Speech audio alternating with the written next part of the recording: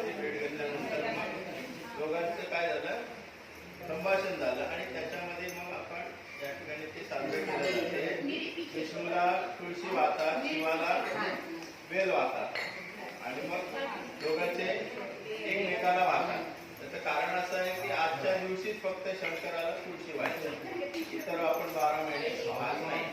आणि प्रहराचा काळ आहे, ब्रह्ममुहूर्ताचा काळ आहे. खरं रात्रीपासूनच करायला पाहिजे. स्नान करतात, खरं नदीमध्ये स्नान करतात आणि मग सुरू करतात, पण आता नदीच नाही केलं काय करतात नदी. हा तर हरकत नाही, पण आज वैकुंठ चतुर्दशी पण रात्री 2 वाजता लागली, ऐकलं का? 12 वाजता नव्हती.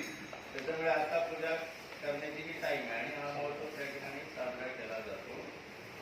भगवंताचे आशीर्वाद आपल्या सर्वांच्या पाठीशी राहू. मंगलमय.